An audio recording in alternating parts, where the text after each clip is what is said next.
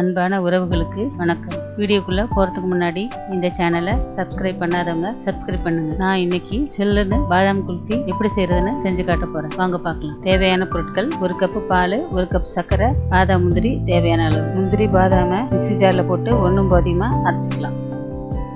பாதாம் முந்திரியை தண்ணியில போட்டு ஒரு 2 மணி நேரத்துக்கு ஊற வச்சிடலாம். முந்திரி பாதாம அதே மிக்ஸி ஜார்ல ஊற வச்ச பாதாம் முந்திரியை கொஞ்சம் தண்ணி விட்டு பேஸ்ட் மாதிரி அரைச்சி எடுத்துக்கலாம். இப்போ ஒரு பாத்திரத்துல பாலை ஊற்றி நல்லா கொதிக்க வச்சுக்கலாம். பால் நல்லா கொதிச்சதுக்கு அப்புறம் அரைச்சி வச்ச பாதாம் முந்திரியை அதோட சேர்த்து நல்லா கலந்து விட்டுக்கலாம்.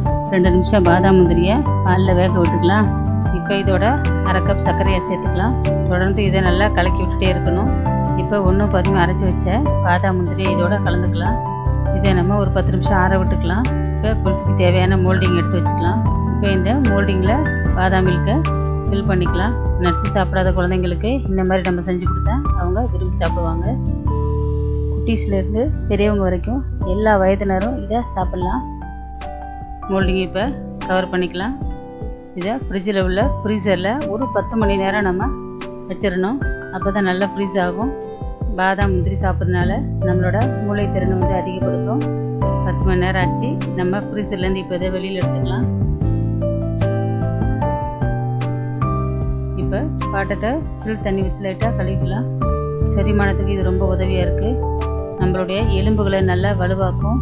இப்போ மோல்டிங்லேருந்து குல்ஃபியை வெளியில் எடுத்து பார்க்கலாம்.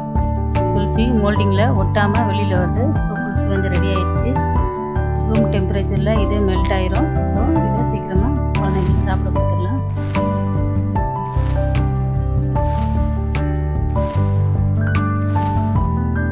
பாதாமில் நல்ல கொலஸ்ட்ரால் இருக்கனால நம்ம உடம்பு இதை சாப்பிட்டா வெயிட் போடாது. ஸோ வெயிட் லாஸ் பண்ணுறவங்க இதை எடுத்துக்கலாம். ஒரு சில குழந்தைங்க பால்லாம் குடிக்க மாட்டாங்க. அவங்களுக்கு குல்ஃபி மாதிரி செஞ்சு கொடுங்க.